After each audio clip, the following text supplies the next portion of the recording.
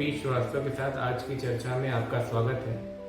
आज हम प्रॉपर्टी, खास तौर से लैंड को ट्रांसफ़र करने के कौन कौन से तरीके हैं, इनको देखने का प्रयास करेंगे। और हमारा पॉइंट ऑफ व्यू जो टाइटल होल्डर है, रिकॉर्डेड टेन्योर होल्डर है लैंड का, कई बार उसके दिमाग में ये प्रश्न होता है कि इन परिस्थितियों में हम अपनी भूमि का ट्रांसफ़र कैसे करें। तो मोड ऑफ ट्रांसफ़र जो है प्रॉपर्टी लॉज में बेसिकली 3 प्रकार के हैं।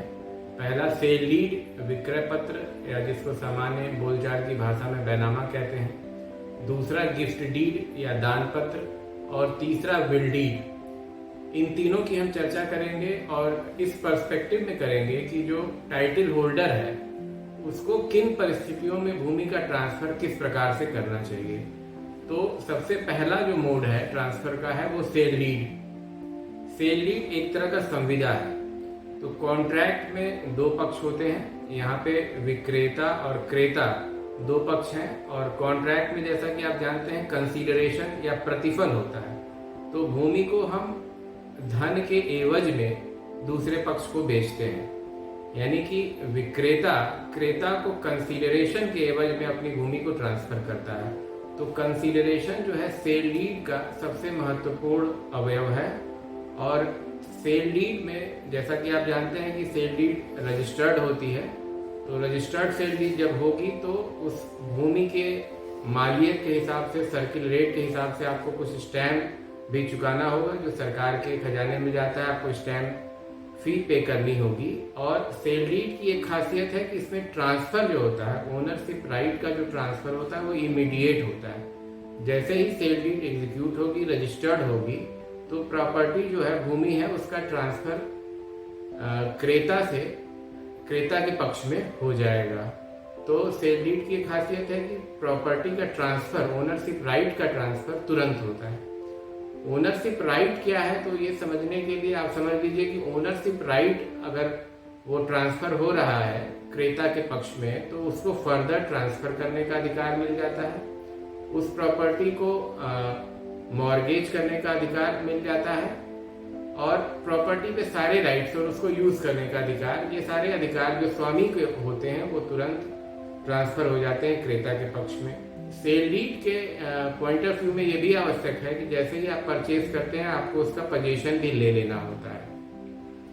सेल डीड का नेचर है एक तरह से इर्रेवोकेबल है या अखंडनीय है। कि सेल डीड एक बार एग्जीक्यूट होने के बाद, जैसे आपने प्रॉपर्टी ट्रांसफर कर दी, तो आप उसको रिवोक नहीं कर सकते हैं। और अगर सेल डीड के कैंसिलेशन की कोई बात होती है तो फिर आपको सिविल कोर्ट में सूट फाइल करना पड़ता है। कैंसिलेशन ऑफ सेल डीड का कई बार विक्रेता स्वयं करता है कि उसको पूरा प्रतिफल नहीं प्राप्त हुआ है, या धोखा इत्यादि करके उससे सेल डीड एग्जीक्यूट करा ली गई है। तो ये इर्रेवोकेबल होता है और इस पे प्रॉपर्टी का ट्रांसफर इमीडिएट होता है। जो दूसरा मोड ऑफ ट्रांसफर है वो गिफ्ट डीड है या दान पत्र। सबसे ही स्पष्ट है कि आप इसमें दान करते हैं, गिफ्ट करते हैं। तो जहां दान आप करते हैं तो उसके एवज में आप कोई धन नहीं लेते हैं। तो ये भी एक तरह का कॉन्ट्रैक्चुअल एग्रीमेंट है, लेकिन यहाँ पे कंसीडरेशन नहीं है या प्रतिफल नहीं है। तो बिना किसी धन के प्राप्त किए हुए एक पक्ष दाता जो है इसको आदाता को या डोनी को ट्रांसफर कर देता है। Section 122 of the transfer of property act इसको डिफाइन करती है। तो इसमें एक दाता और आदाता का होना आवश्यक है। और जब ये ट्रांसफर कर देता है तो आदाता या डोनी द्वारा ऐसे गिफ्ट को स्वीकार किया जाना, चाहे वो किसी शब्द से हो या आचरण से हो, तो उसका स्वीकार किया जाना भी आवश्यक है। गिफ्ट डीड के जब पॉइंट ऑफ व्यू आता है तो इसमें एक और तथ्य महत्वपूर्ण है कि गिफ्ट डीड जो है केवल एग्जिस्टिंग प्रॉपर्टी का होता है। कि जो प्रॉपर्टी आपके हाथ में आज है आप उसी को ट्रांसफर कर सकते हैं, गिफ्ट कर सकते हैं। अगर भविष्य में आपको कोई प्रॉपर्टी मिलने का ऐसा कोई वायदा है या प्रॉमिस है तो ऐसी प्रॉपर्टी को आप ट्रांसफर नहीं कर सकते हैं। तो प्रॉपर्टी का एग्जिस्टिंग होना आवश्यक है। गिफ्ट डीड अगर भूमि का है या इमूवेबल प्रॉपर्टी का है तो उसका रजिस्टर्ड होना आवश्यक है। तो गिफ्ट डीड जहाँ रजिस्टर्ड होगी तो वहां भी मालियत के हिसाब से आपको स्टैंप देना पड़ेगा। तो गिफ्ट डीड में भी स्टैंप देना है आपको, सेल डीड में भी स्टैंप देना है। लेकिन अंतर क्या है कि अगर आप परिवार के अंदर या ब्लड रिलेशन में कोई ट्रांसफर गिफ्ट का करते हैं तो कई सारे स्टेट्स में आपको स्टैम्प के पेमेंट में छूट मिल सकती है। तो गिफ्ट डीड और सेल डीड दोनों में प्रॉपर्टी तुरंत ट्रांसफर हो जा रही है और स्टैम्प दोनों में पेबल है, लेकिन गिफ्ट डीड में कुछ छूट आपको मिल सकती है। दोनों ही डीड का रजिस्टर्ड होना आवश्यक है। अगर डीड रजिस्टर्ड होती है तो उसके फायदे ये होते हैं कि अगर उसको कोर्ट में कहीं चैलेंज किया गया है तो चैलेंज करने के समय एक तो रजिस्टर्ड डॉक्यूमेंट होने से कुछ इसके फेवर में प्रिजम्पशन होते हैं, और जब डीड रजिस्टर्ड है तो जो भी व्यक्ति गवाह उस समय उपस्थित है वो उसको गवाही देके साबित कर सकता है, या जिसने भी उसको लिखा है उसको न्यायालय बुला के उसकी तस्दीक करा सकती है। और गिफ्ट डीड अगर नाबालिग के पक्ष में है तो स्वीकृति उसका संरक्षक कर सकता है। गिफ्ट डीड भी अखंडनीय है, इररिवोकेबल है। एक बार गिफ्ट डीड से अगर कोई प्रॉपर्टी ट्रांसफर हो गई तो इसमें भी इमीडिएट ट्रांसफर हो रहा है, तो आप उसको वापस नहीं ले सकते हैं। तीसरा जो डीड आता है विल डीड आता है, या इच्छा पत्र। इसके भी नाम से स्पष्ट है कि आप अपनी इच्छा के अनुसार अपनी प्रॉपर्टी को किसी को देना चाहते हैं। लॉ एक तरीका इस्टेब्लिश करती है कि अगर आप या कोई भी रिकॉर्डेड टेन्योर होल्डर है या भूमि का स्वामी है, उसके न रहने पे ये भूमि कैसे उसके लीगल एयर्स या वारिसों को जाएगी, ये विधि स्थापित करती है। उसका एक नियत कानून है।